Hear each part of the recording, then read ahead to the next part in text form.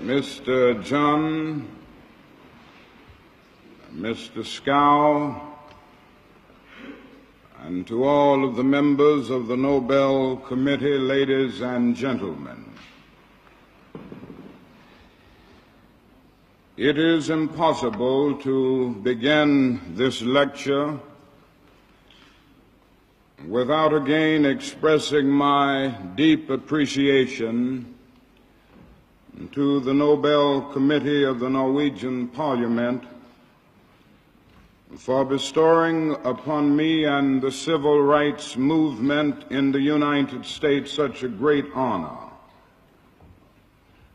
Occasionally in life there are those moments of unutterable fulfillment which cannot completely be explained by those symbols called words.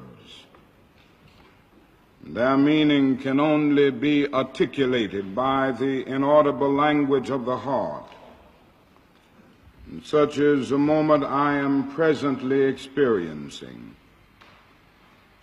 I experience this high and joyous moment not for myself alone, but for those devotees of nonviolence who have moved so courageously against the ramparts of racial injustice, and who in the process have acquired a new estimate of their own human worth. Many of them are young and cultured. Others are middle-aged and middle class. The majority are poor and untutored. But they are all united in the quiet conviction that it is better to suffer indignity than accept segregation in humiliation. They are the real heroes of the freedom struggle. They are the noble people for whom I'd accept the Nobel Peace Prize. I would like to say also that it is a happy experience to know that so many friends who have worked closely with me over the last few years in this struggle were willing to go into their pocketbooks and their means and their humble financial situations to come to Oslo to be a part of this experience. And naturally, it is a great pleasure and privilege to have my devoted wife, my mother and father, my sister and brother, and among the many other friends, my close associate, the one who has been the dearest friend to me in this struggle, Ralph David Abernathy.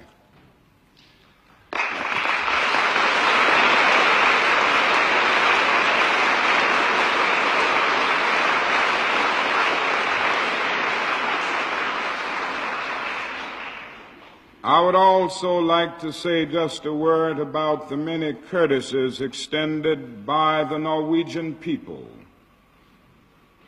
I have traveled in many lands and many places over the world, but very seldom, if ever, have I found people more friendly than the people of Norway.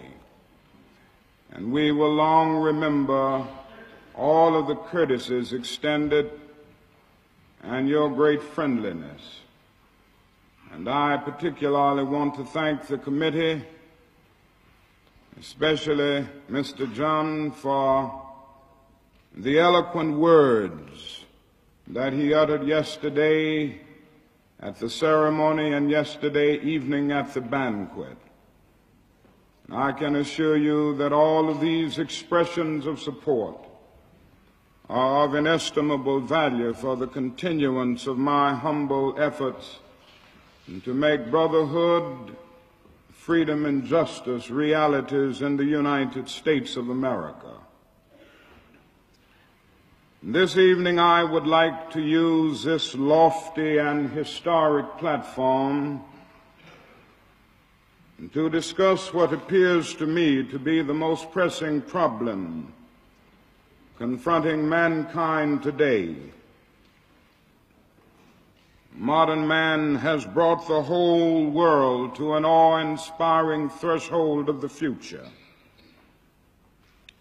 He has reached new and astonishing peaks of scientific success. He has produced machines that think, and instruments that peer into the unfathomable ranges of interstellar space. He has built gigantic bridges to span the seas and gargantuan buildings to kiss the skies. His airplanes and spaceships have dwarfed distance and placed time in chains and carved the highways through the stratosphere. And this is a dazzling picture of modern man's scientific and technological progress. Yet in spite of these spectacular strides in science and technology, and still unlimited ones to come, something basic is missing. And that is a sort of poverty of the spirit, which stands in glaring contrast to our scientific and technological abundance. The richer we have become materially, the poorer we have become morally and spiritually. We have learned to fly the air like birds and swim the sea like fish, but we have not learned the simple art of living together as brothers. Every man lives in two realms, the internal and the external. The internal is that realm of spiritual ends expressed in art, literature, morals, and religion. The external is that complex of devices, techniques, mechanisms, and instrumentalities by means of which we live. Our problem today is that we have allowed the internal to become lost in the external. We have allowed the means by which we live to outdistance the ends for which we live. And so much of modern life can be summarized in that arresting dictum of the poet Thoreau: improved means to an unimproved end. This is a serious predicament, the deep and haunting problem confronting modern man. If we are to survive today, our moral and spiritual lag must be eliminated. Enlarged material power spelled enlarged peril, if that is not proportionate growth of the soul, when the without of man's nature subjugates the within, dark storm clouds begin to form in the world. The problem of spiritual and moral lag, which constitutes modern man's chief dilemma, expresses itself in three larger problems which grow out of man's ethical infantilism. Each of these problems, while appearing to be separate and isolated, is inextricably bound to the other. I refer to racial injustice, poverty, and war. The first problem that I would like to mention is racial injustice. The struggle to eliminate the evil of racial injustice constitutes one of the major struggles of our time. The present upsurge of the Negro people of the United States grows out of a deep and passionate determination to make freedom and equality a reality here and now. In one sense, the civil rights movement in the United States is a special American phenomenon which must be understood in the light of American history and dealt with in terms of the American situation. But on another and more important level, what is happening in the United States today is a relatively small part of a world development.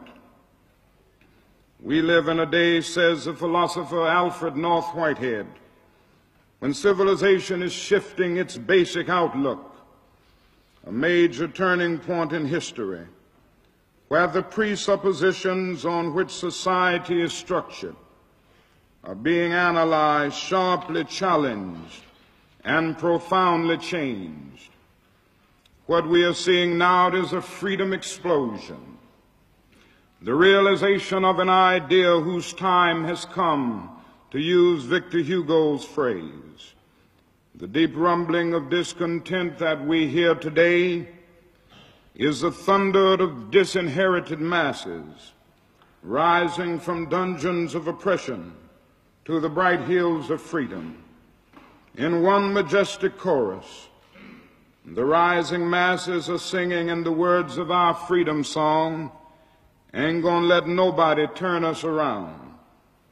All over the world like a fever, the freedom movement is spreading in the widest liberation in history. The great masses of people are determined to end the exploitation of their races and their lands. They are awake and moving toward their goal like a tidal wave. You can hear them rumbling in every village street, on the docks and the houses, among the students in the churches and at political meetings. Historic movement was for several centuries that of the nations and societies of Western Europe out into the rest of the world in conquests of various sorts. That period, the era of colonialism, is at an end. East is meeting West. The earth is being redistributed. Yes, we are shifting our basic outlooks. Now, these developments should not surprise any student of history. Oppressed people cannot remain oppressed forever. The yearning for freedom eventually manifests itself. The Bible tells a thrilling story of how Moses stood in Pharaoh's court centuries ago and cried, "Let my people go." This is a kind of opening chapter in a continuing story. The present struggle in the United States is a later chapter in the same unfolding story. Something within has reminded the Negro of his birthright of freedom, and something without has reminded him that it can be gained, consciously or unconsciously. He has been caught up by the zeitgeist, and with his black brothers of Africa and his brown and yellow brothers in Asia, South America, and the Caribbean, the United States Negro is moving with a sense of great urgency toward the promised land of racial justice. Fortunately, some significant strides have been made in the struggle to end the long night of racial injustice. We have seen the magnificent drama of independence unfold in Asia and Africa. Just 30 years ago, there were only 3 independent nations in the whole of Africa. But today, 35 African nations have risen from colonial bondage. In the United States, we have witnessed the gradual demise of the system of racial segregation. The Supreme Court's decision of 1954, outlawing segregation in the public schools, gave a legal and constitutional death blow to the whole doctrine of separate but equal. The court decreed that separate facilities are inherently unequal, and that to segregate a child on the basis of his race is to deny that child equal protection of the law. This decision came as a great beacon light of hope to millions of disinherited people. Then came that glowing day a few months ago when a strong civil rights bill became the law of the land. This bill, which was first recommended and promoted by President Kennedy, was passed because of the overwhelming support and perseverance from millions of Americans, Negro and white. It came as a bright interlude in the long and sometimes turbulent struggle for civil rights, the beginning of a second Emancipation Proclamation, providing a comprehensive legal basis for equality of opportunity. Since the passage of this bill, we have seen some encouraging and surprising signs of compliance. I'm happy to report that by and large, communities all over the southern part of the United States are obeying the civil rights law and showing remarkable good sense in the process. Another indication that progress is being made was found in the recent presidential election in the United States. The American people revealed great maturity by overwhelmingly rejecting a presidential candidate who had become identified with extremism, racism, and retrogression. The voters of our nation rendered a telling blow to the radical right. They defeated those elements in our society which seek to pit white against Negro and lead the nation down a dangerous fascist path. Now let me not leave you with a false impression. The problem is far from solved.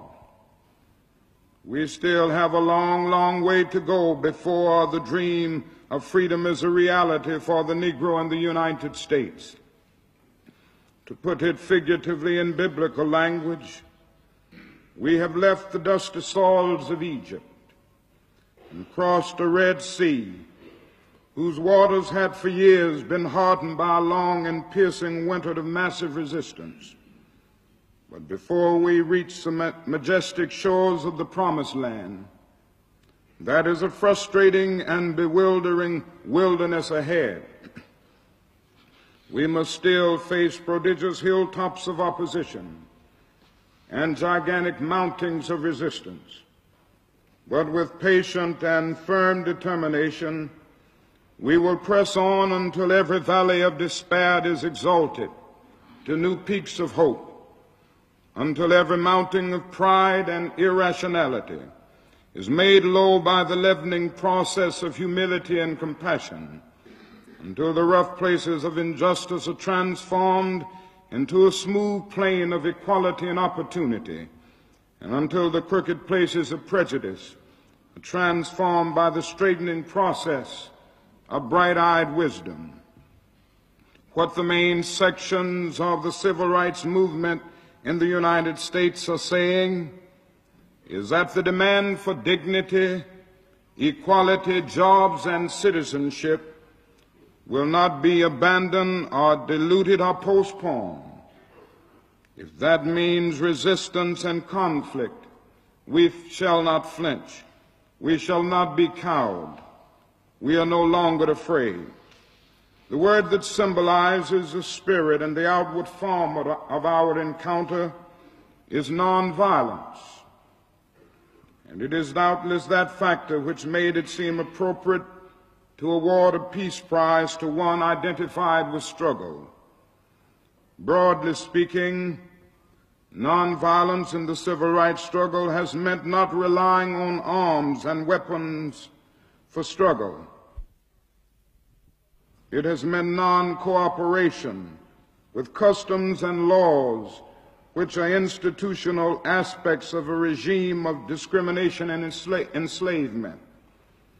It has meant direct participation of masses in protest rather than reliance on indirect methods, which frequently do not involve masses in action at all.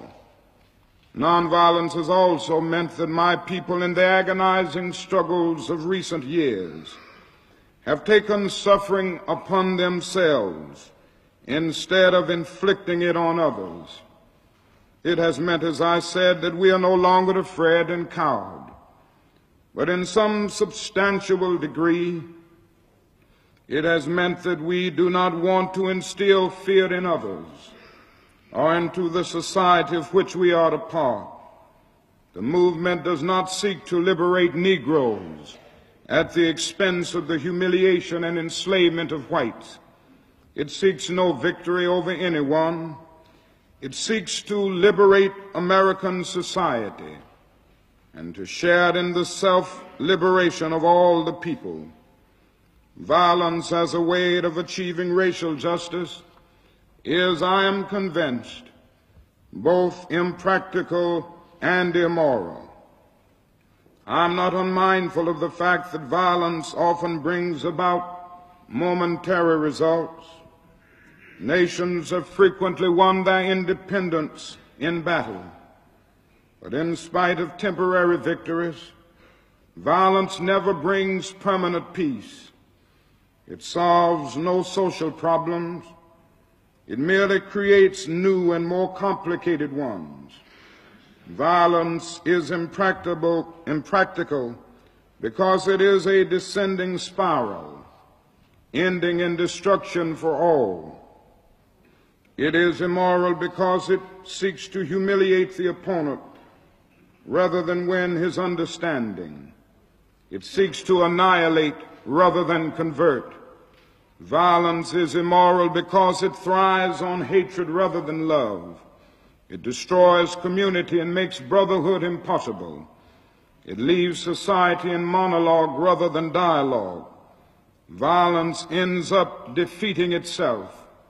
It creates bitterness in the survivors and brutality in the destroyers. In a real sense, nonviolence seeks to redeem the spiritual and moral lag that I spoke of earlier as the chief dilemma of modern man. It seeks to secure moral ends through moral means. Nonviolence is a powerful and just weapon. Indeed, it is a weapon unique in history, which cuts without wounding and ennobles a man who wills it. I believe in this method because I think it is the only way to reestablish a broken community. It is a method which seeks to implement the just law by appealing to the conscience of the great decent majority who, through blindness, fear, pride, and irrationality, have allowed their consciences to sleep. The nonviolent resistors can summarize our message in the following simple terms. We will take direct action against injustice. Despite the failure of governmental and other official agencies to act first, we will not obey unjust laws or submit to unjust practices. We will do this peacefully, openly, cheerfully, because our aim is to persuade. We adopt the means of nonviolence because our end is a community at peace with itself. We will try to persuade with our words, but if our words fail, we will try to persuade with our acts. We will always be willing to talk and seek fair compromise, but we are ready to suffer when necessary and even risk our lives in order to become witnesses to truth as we see it.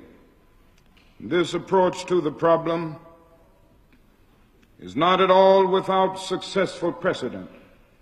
It was used in a magnificent way by Mohandas K. Gandhi to challenge the might of the British Empire and free his people from the political domination and economic exploitation inflicted upon them for centuries.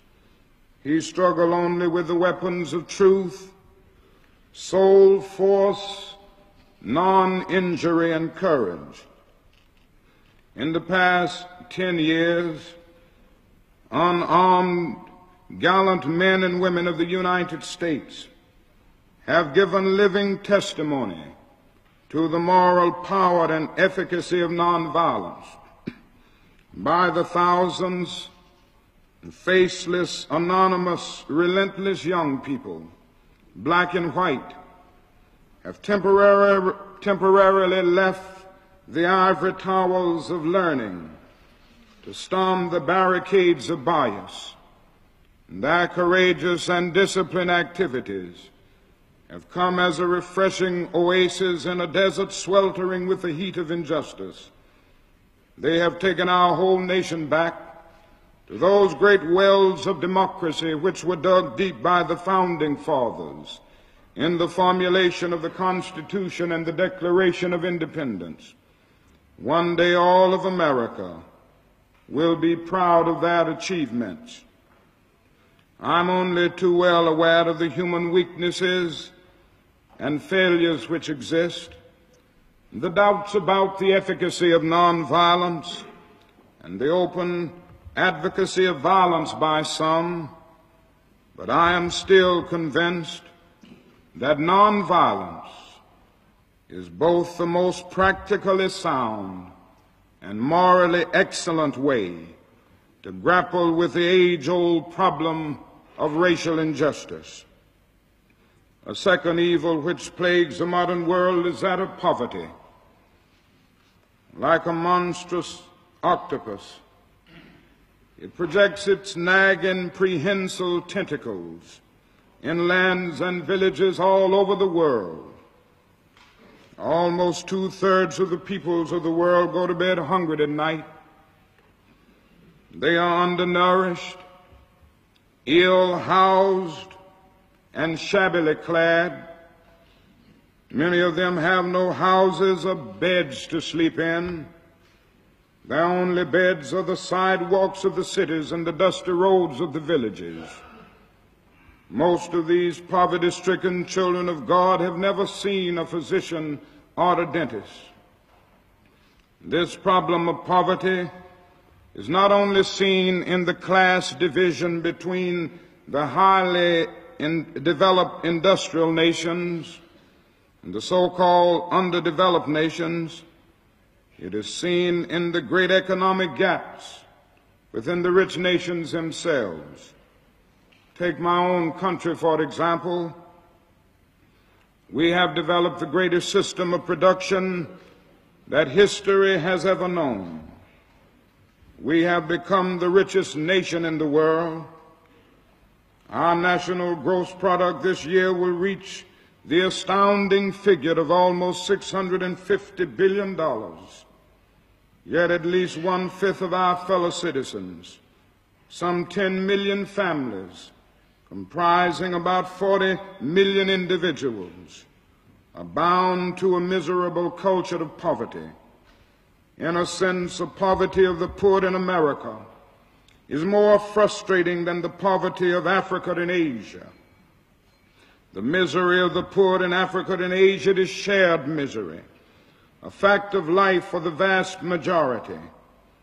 They are all poor together as a result of years of exploitation and underdevelopment.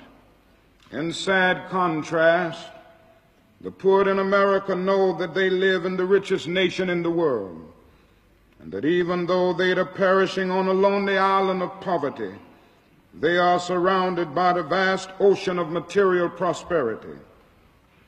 Glistening towers of glass and steel, easily seen from their slum dwellings, spring up almost overnight. Jetliners speed over their ghettos at 600 miles an hour. Satellites streak through outer space and reveal details of the moon. President Johnson, in his State of the Union message, emphasized this contradiction, and he heralded the United States' highest standard of living in the world and deplored that it was accompanied by dislocation, loss of jobs, and the specter of poverty in the midst of plenty. So it is obvious that if man is to redeem his spiritual and moral lag, he must go all out to bridge the social and economic gulf between the haves and the have-nots of the world. Poverty is one of the most urgent items on the agenda of modern life.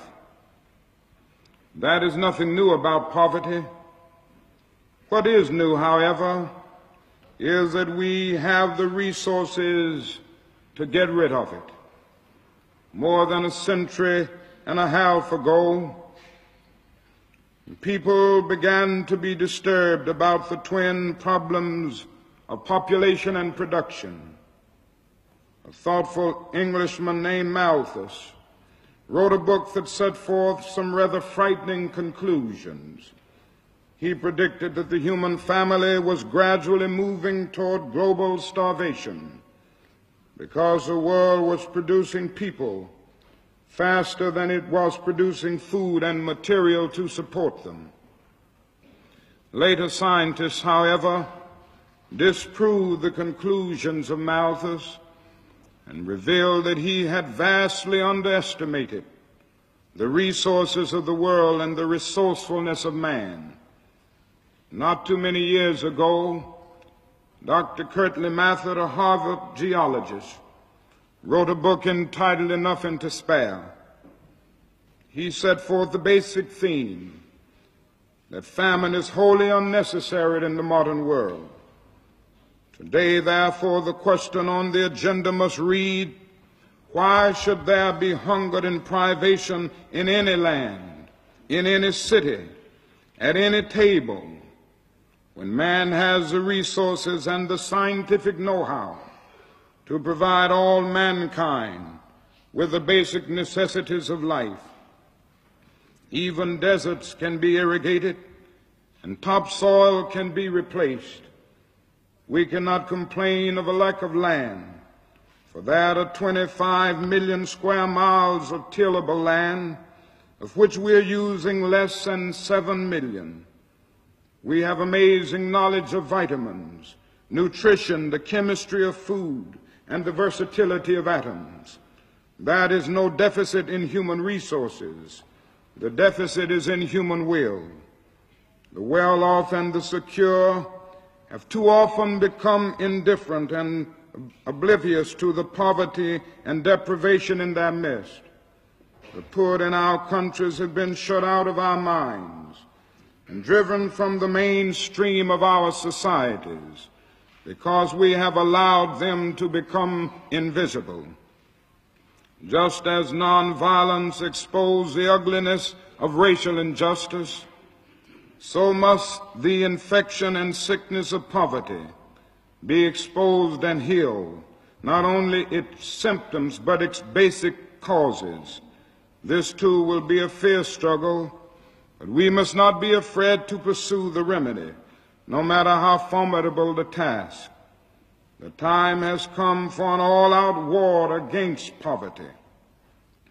The rich nations must use their vast resources of wealth to develop the undeveloped, school the unschooled, and feed the unfed. Ultimately, a great nation is a compassionate nation. No individual or nation can be great if it does not have a concern for the least of these.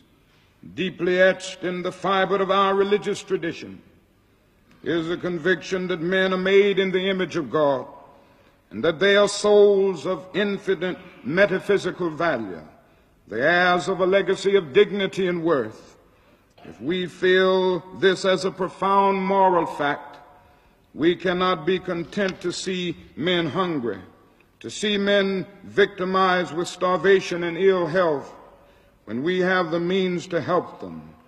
The wealthy nations must go all out to bridge the gulf between the rich minority and the poor majority. In the final analysis, the rich must not ignore the poor, because both rich and poor are tied together in a single garment of destiny. All life is interrelated, and all men are interdependent. The agony of the poor diminishes the rich, and the salvation of the poor enlarges the rich.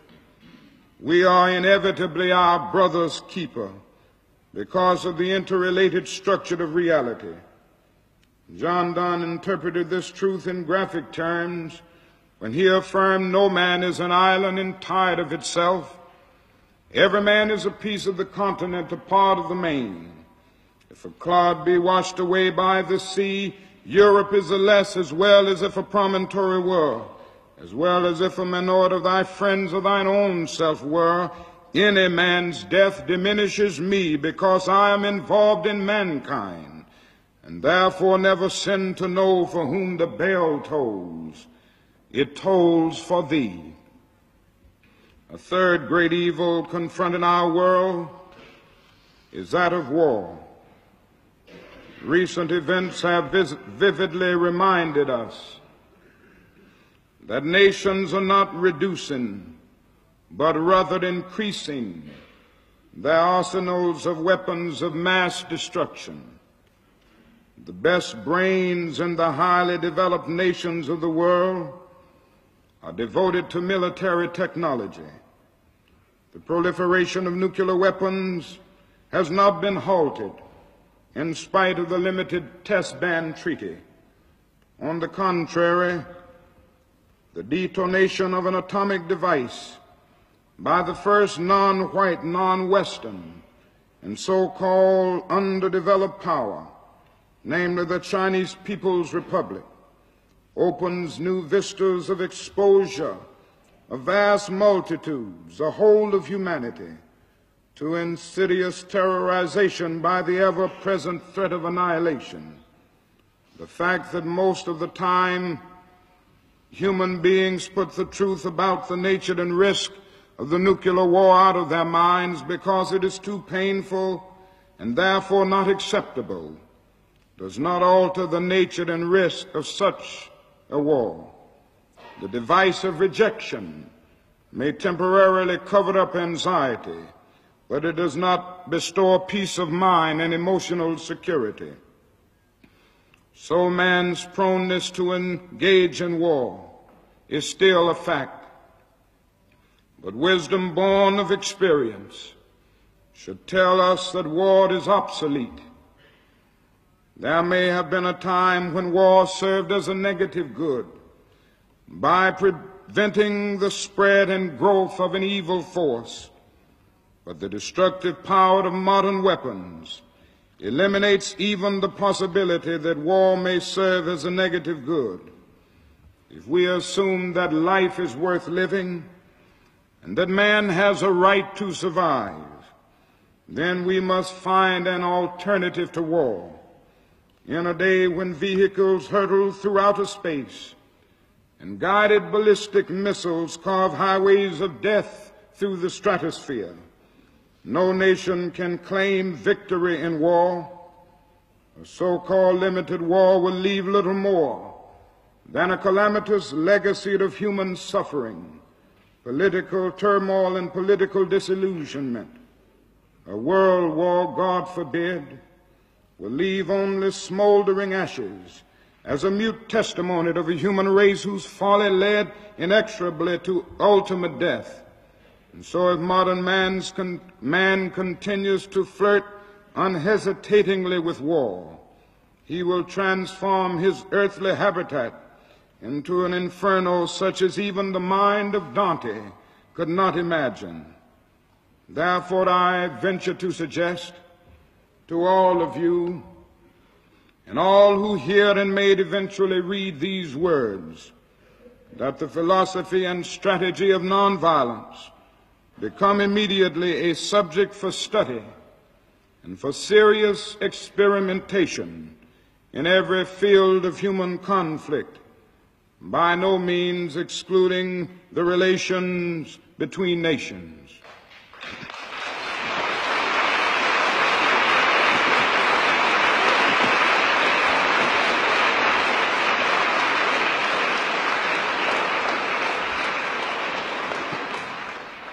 It is, after all, nation states which made war, which have produced the weapons which threaten the survival of mankind, and which are both genocidal and suicidal in character.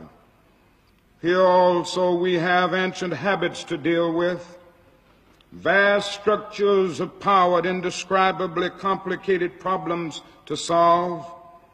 But unless we abdicate our humanity altogether and succumb to fear and impotence in the presence of the weapons we have ourselves created, it is imperative and urgent to put an end to war and violence between nations, as it is to put an end to racial injustice. Equality with whites will hardly solve the problems of either whites or Negroes if it means equality in a society under the spell of terror and a world doomed to extinction. I do not wish to minimize the complexities of the problems that need to be faced in achieving disarmament and peace. But I think it is a fact that we shall not have the will, the courage, and the insight to deal with such matters unless in this field we are prepared to undergo a mental and spiritual re-evaluation, a change of focus, which will enable us to see that the things which seem most real and powerful are indeed now unreal and have come under the sentence of death.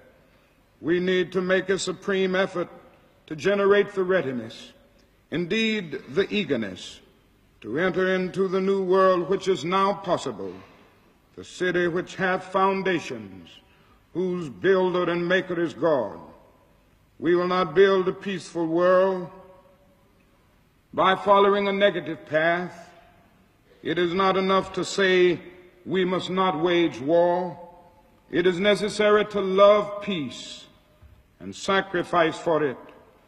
We must concentrate not merely on the negative expulsion of war, but on the positive affirmation of peace. And that is a fascinating little story that is preserved for us in Greek literature about Ulysses and the Sirens. The Sirens had the ability to sing so sweetly that sailors could not resist steering toward their island.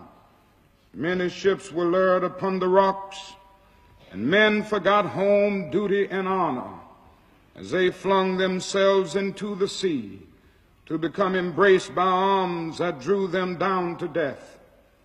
Ulysses, determined not to be lured by the Sirens, first decided to tie himself tightly to the mast of his boat, and his crew stuffed their ears with wax. But finally he and his crew learned a better way to save themselves. They took on board the beautiful singer Orpheus, whose melodies were sweeter than the music of the sirens. When Orpheus sang, who bothered to listen to the sirens? And so we must fix our visions not merely on the negative expulsion of war, but upon the positive affirmation of peace. We must see that peace represents a sweeter music, a cosmic melody that is far superior to the discords of war.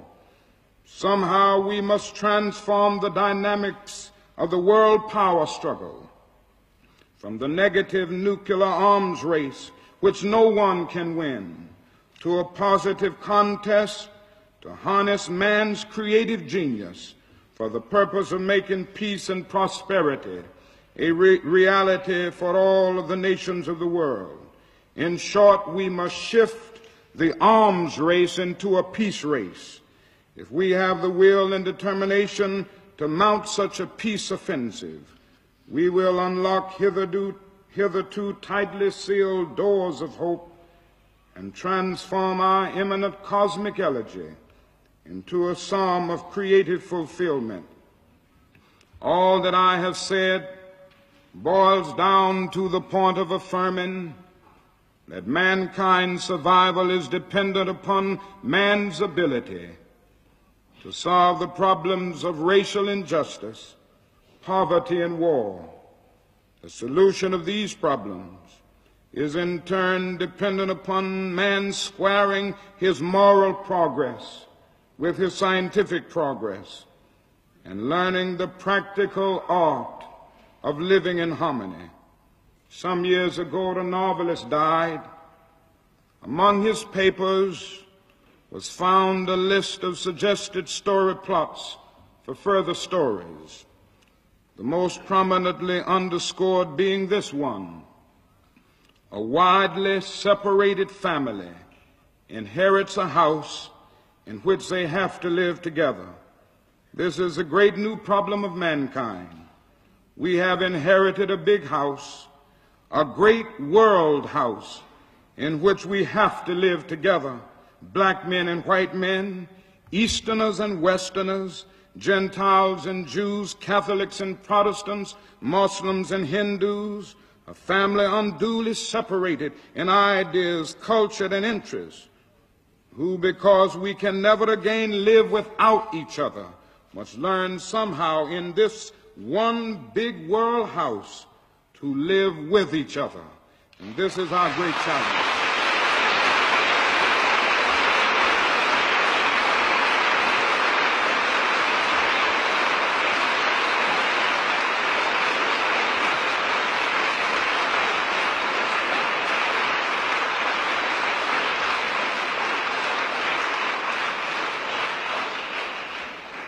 This means that more and more our loyalties must become ecumenical rather than sectional.